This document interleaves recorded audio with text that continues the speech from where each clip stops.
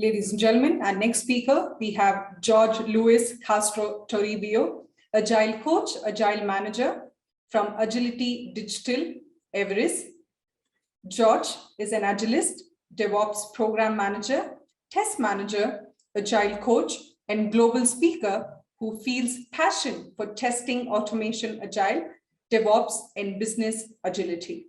He enjoys research and learning about business agility and working with cutting-edge technologies.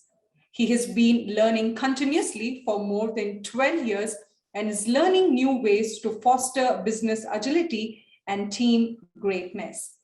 He has worked in several roles: developer, tester, IT program manager, software engineering and test manager, QA manager, and agile coach, which helps him to see the big picture and operational and team members dynamics happening inside organizations.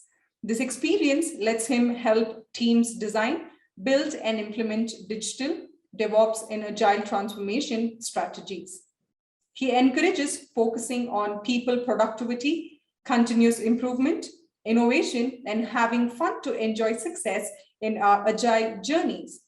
George has been speaker in Agile and DevOps events organized in Peru, Canada, UK, Netherlands, India, Mexico, Colombia, Nigeria, Panama, Azerbaijan, Australia, and US.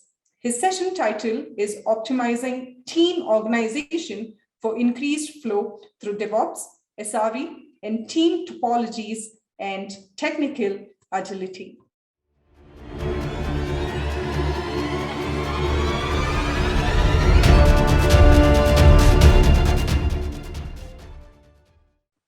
Okay, hi everybody. Good morning. My name is Jorge Castro. I work as an agile coach, and today I have the privilege, and I'm very happy to be here to be part of this awesome event, this DevOps 21 event, DevOps India 21.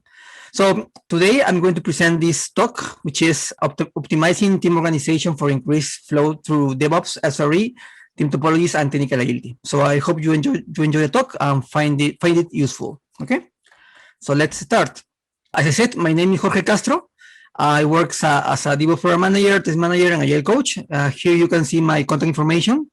It would be awesome if you can add me to your LinkedIn accounts, and we can keep in touch and share experiences, and help each other. That would be great. So please add me. Okay, great. So first, a little introduction about this talk. This paper shares our experiences to build IT and agile large enterprises cross-functional capabilities through designing and implementing a strategy to develop cross-functional teams using agile team first, and share knowledge, mindset, gamification, technical agility framework, lean agile team onboarding process. All of these initiatives running while we had to deal with enterprises constraints like silos, team organization, over team member specialization, lack of technical agility strategy, lack of sharing knowledge, and customer-centric business mindset. Okay, that's the idea. Today, we are going to share with you some practices, some steps that you can follow if you want to organize and optimize your current organization. That's the idea of this conversation. So I like this phrase from John Willis: bad culture eats good system for breakfast. I think it's quite interesting, and I think it's true.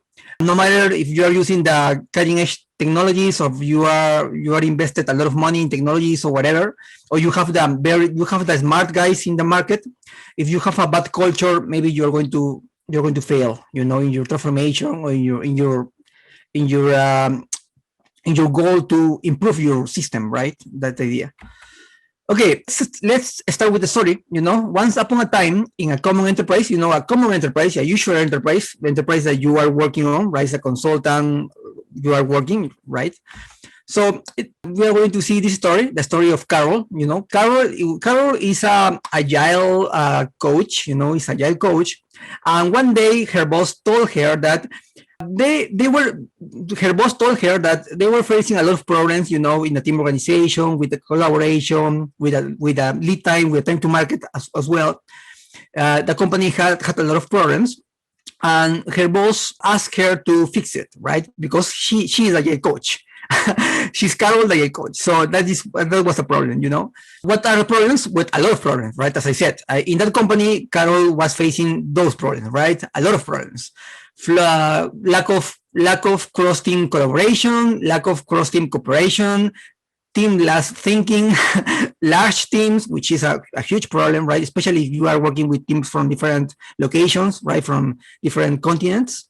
Big lead time, a bad time to market, which is a very important problem in nowadays, and so forth, right? A lot of problems. So just to try to give you an example about what was the current status of the flow in that company, in Carol's company, I'm going to share with you this video, which is a representation of this kind of bad flow, right?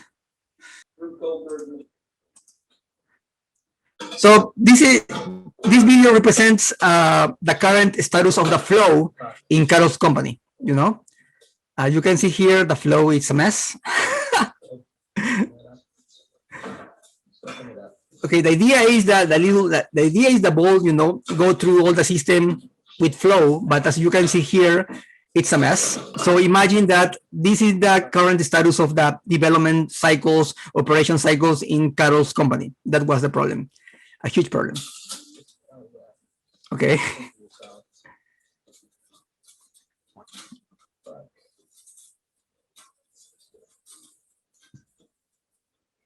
A little manual help.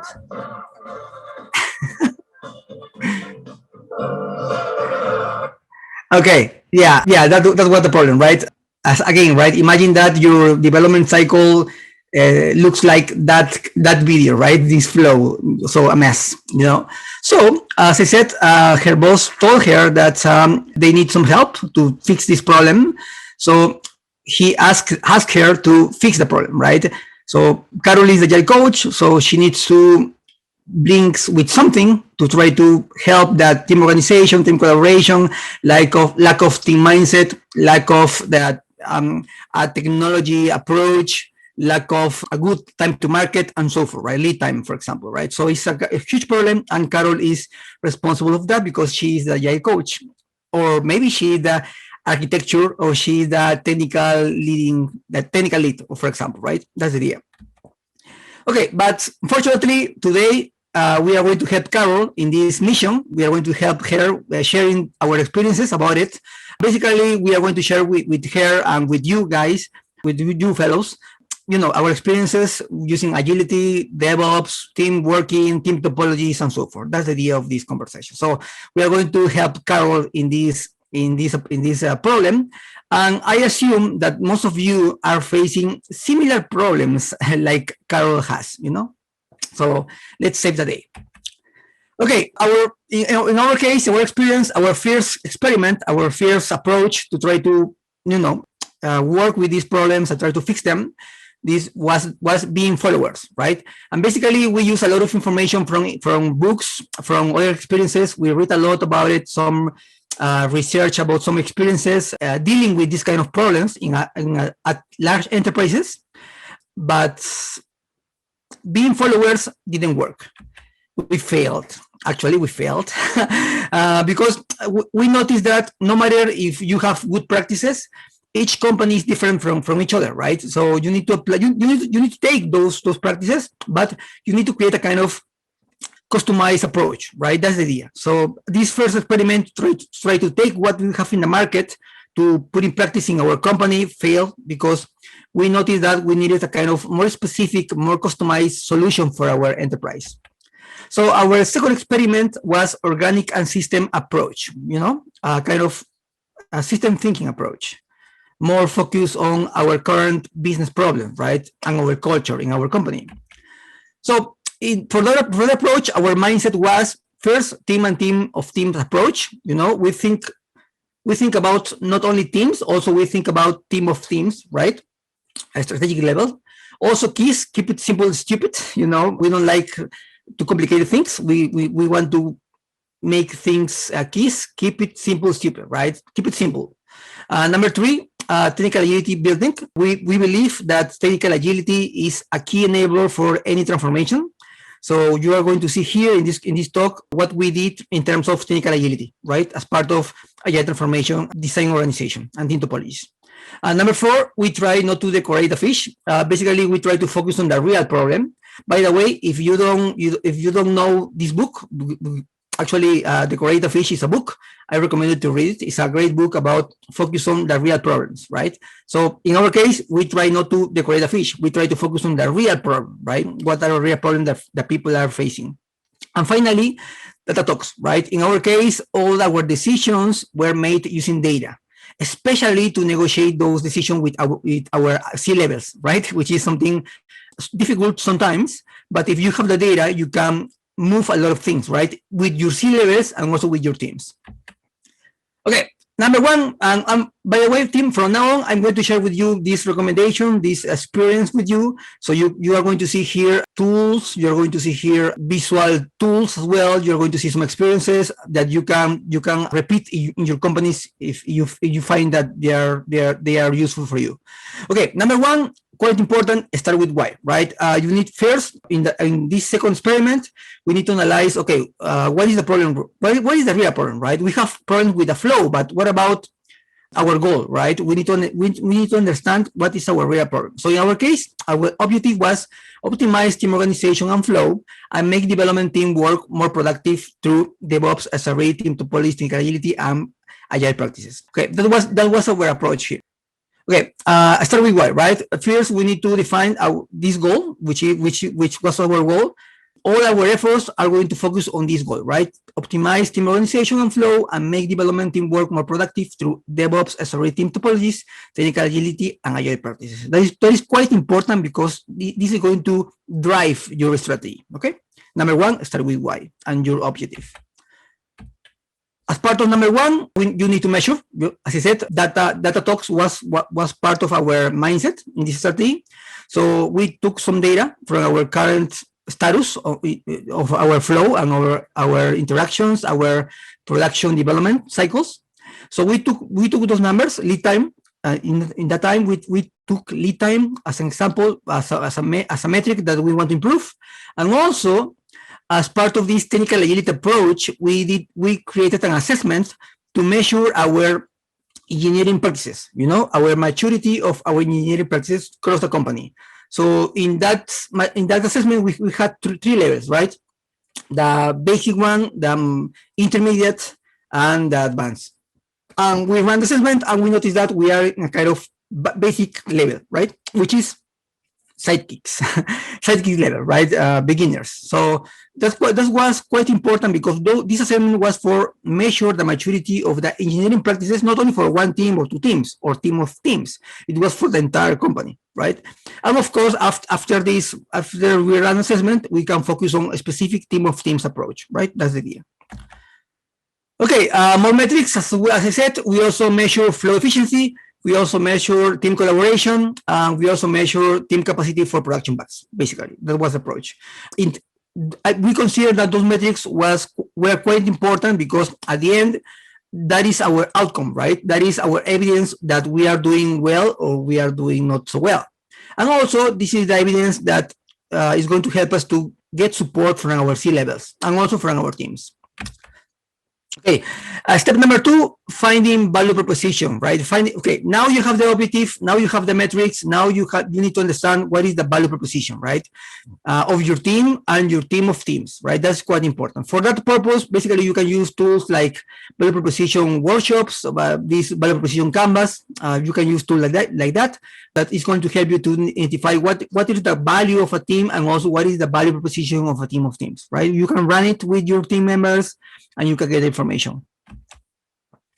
Okay, as part of that as well, as part of number two, also you can run this kind of elevator pitch, right? So you can identify, okay, this is my product, those are my clients, this is my problem, this is my solution, and so forth. It's quite important to understand your real value proposition because that is the first step to change things, right? To improve things.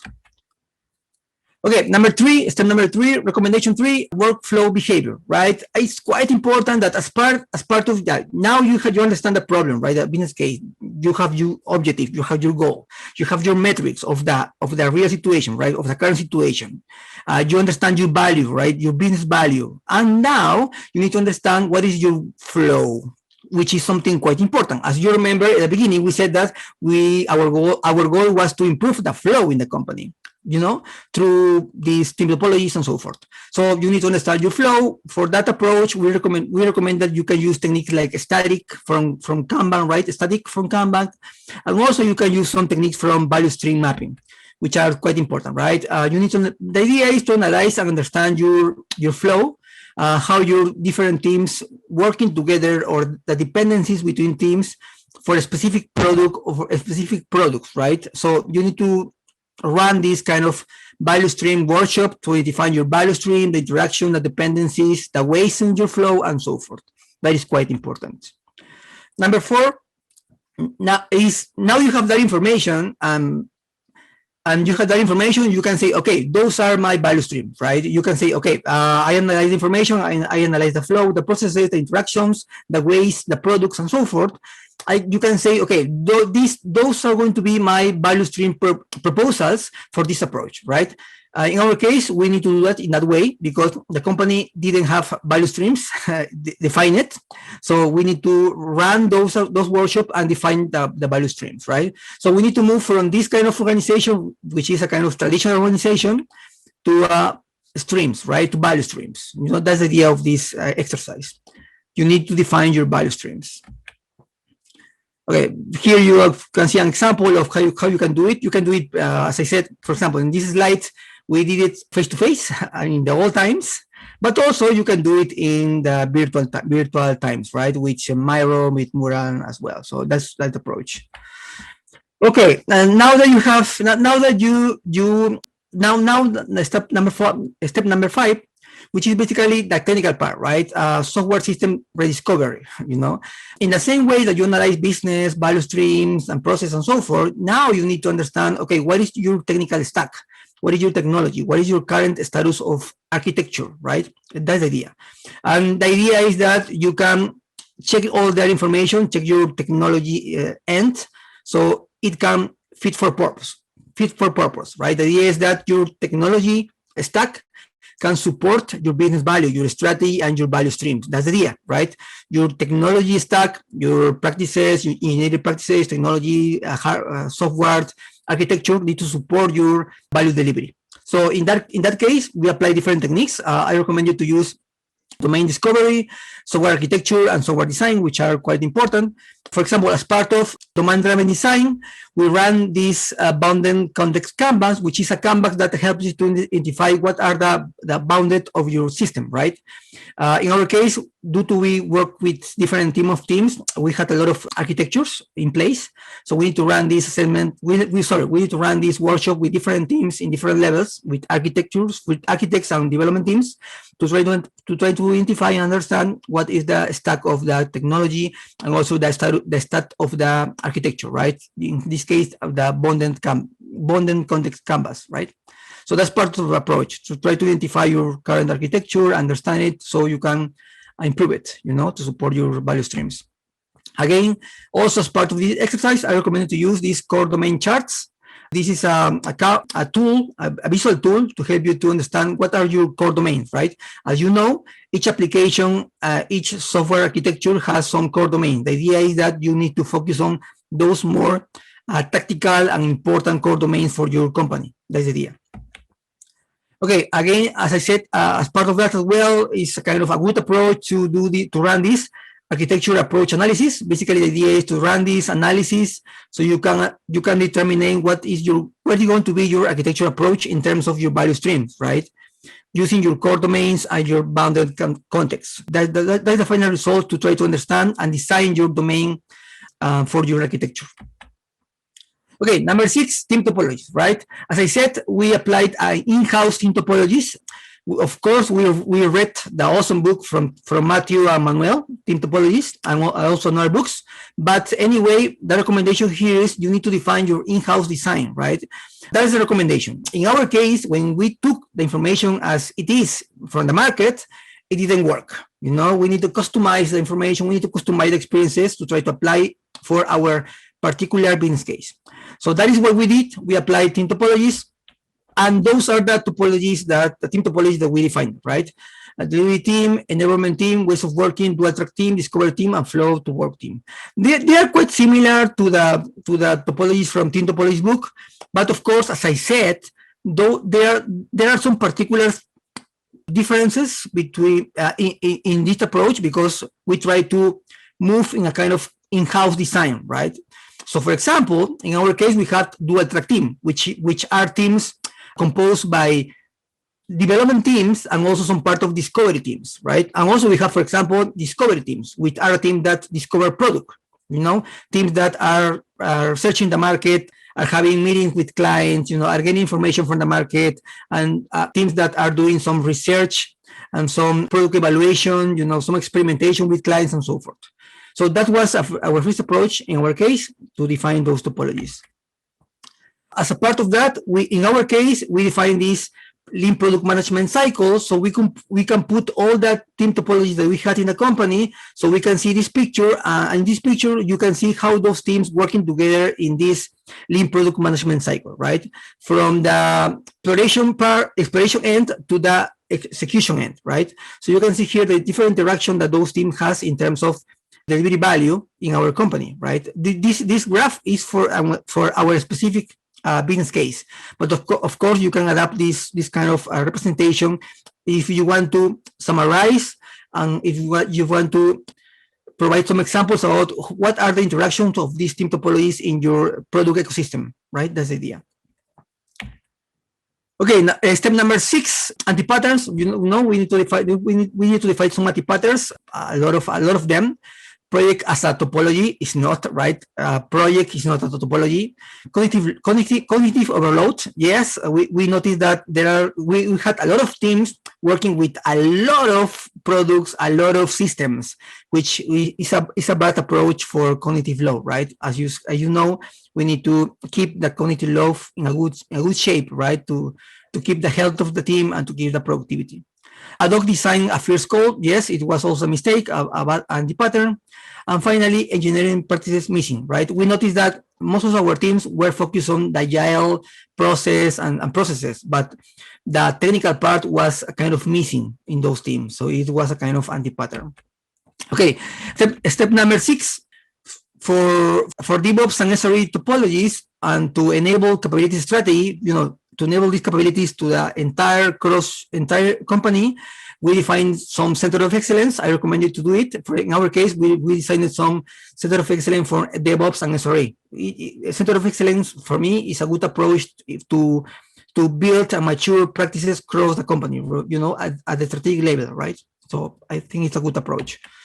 As part of that, you need to define what is going to be your interaction, your collaboration between DevOps and SRE, using your center of excellence, right? In our case, basically it was collaboration, right? We defined that SRE practices are going to be part of DevOps center of excellence. We're going to have some training, some coaching about SRE practices before production and after production, right? And of course, before production, the teams are going to be in charge of that. But after production, it's going to be a kind of half and half responsibility between the delivery team and also between the center of excellence DevOps, right? That was the approach in our case, as you can see here in this image. Number 7, as well, as I said, part of the definition of topologies, we also define this DevOps and SRE topologies, which is basically, okay, we have development team, we have operation teams, they are working together, they are going to collaborate especially in the production pipeline, right? That was the idea. At the beginning, our first approach was okay. We need that those teams, development and operations, work together, collaborate together using SRE and DevOps.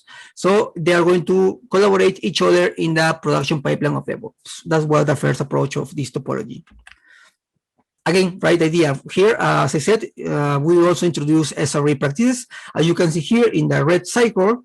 In the red circle, you can see that part of these SRE practices were moved by Center of Excellence DevOps in production and post-production and before production. And those teams have worked together, they collaborate together, but each of them has some responsibilities in terms of the practices and also of the DevOps practices as well. Okay. Anti-patterns, also you have a lot, and though this is an anti-pattern, try to have these DevOps, SRE, and development like working as a silos. This is not the idea. The idea is collaboration. Because please remember that at the end, Agile is about collaboration. Agile is about talking with people. So that's the idea. If you are going to define a topology, please be sure that this topology is going to foster collaboration, right? And also you need to define how is the collaboration. That's quite important if you want to reach this approach. Okay, what about this team topology, right? What about this building ways of working, right? For this approach, to build these ways of working, we define the topologies, as I said. We define the different topologies. We define the characteristics of each topologies. Focus on our current business problems, as I said. For that approach, to try to run these team topologies, new stuff with entire companies, with a team, some team of teams, we did some gamification. You can see here some examples, right? That we did some gamification so that people can involve in this approach. They can understand topologies and they can understand how we want to work with those topologies in terms of collaboration in a company. For that approach, we use continuous fun and GED approaches. As part of this, we also create this team onboarding, which is a set of trainings that help us to develop and to build a new agile team, right? Depending on that topology. So you can see here a kind of formula about this onboarding, right? Which involves agile foundation, discovery solutions, product discovery, team discovery, and so forth. Those are kind of onboarding for new agile teams. Okay, but what about the technical part, right? Okay, we have the team topologies thing, we have the definition of those interactions and so forth. We have this team topologies interaction in the lean product management cycle and so forth. But what about the technical part, right? As you remember at the beginning, we said that we had some problems with the engineering practices, right? Okay, about that, basically we define this, right? We define this way to power or foster engineering practices assessment. We create this assessment to run this assessment with the teams, and we can understand what are the problems that they have in terms of DevOps practices, SRE practices, security practices, and so forth. It's quite important to run this assessment so you can understand the current situation of your teams. And as part of that, now that you have the information about, okay, those are the problems that you need to foster with teams in terms of technical practices, we create this TACO. TACO is a technical agility coaching framework. To sum up, a TACO is a coaching framework to work with those technical coaches and improve and mature some practices across different teams. That's the idea. Those practices can be engineering practices like DevOps, SRE, security, and so forth. That's the idea of TACO. TACO has some approach. The strategy of TACO is doing quarterly. As you can see here, this is the cycle of TACO. And just to sum up, TACO also has some part of gamification, which is a part of I enjoy. It's a challenge, time to time, each quarter we run this hackathon or this challenge thing with the gamification. So all the teams that were taking part of this TACO, technical agility coaching framework approach, they work together to try to fix a problem, a real business problem, and they compete each other. So that's the idea of TACO, right? Of this framework. As part of TACO, we also run this approach, paid forward, which is basically a kind of sharing knowledge approach. In this idea, each technical guy share knowledge with different team members across the company, so they can help each other for specific engineering practices, right? Like DevOps, SRE, and so forth. That's the idea of this paid forward approach. The idea is that you can teach someone, and that person need to teach anyone or another person in the company, and so forth, right? So you can build this kind of shared knowledge community in the company. Okay, finally, as I said at the end, we took some numbers, and finally we could, after all this approach, we could improve those numbers. We could improve the lead time, which was one of our goals at the beginning, and also we ran the assessment of the engineering practice assessment as well. We ran the assessment at the end of the approach, the first quarter, and we could, move our maturity engineering practices to a next level, which was something really great. Okay. Also, as I said, we run this. We evaluate our numbers at the end. We get some Carol, if you remember, Carol was very happy because she gets some real nice numbers in terms of flow efficiency, team collaboration, and team capacity for production bugs. We get some reductions. We get some improvement there. Okay, to sum up, guys, again, right, if you have a company where it's a mess, it's a little mess, you have a lot of problems with collaboration, with time to market, with engineering practices, and so forth, I recommend you to use this approach. You can see here the approach is quite complete. You have team topologies, you have team interactions, you have metrics, you have team collaboration stuff, you have this TACO, which is a technical agility coaching framework to apply this and mature practices. So I recommend you to use it. So finally, I will recommend to you some books that are quite important. Those books are, I think, really nice if you want to improve your current team organization and operational design. And also you can use these books to try to define your in-house approach. It's quite important.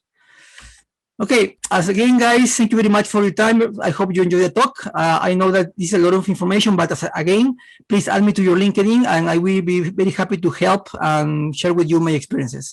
So thank you very much. I hope you enjoyed the talk. Thank you very much, guys. Take care.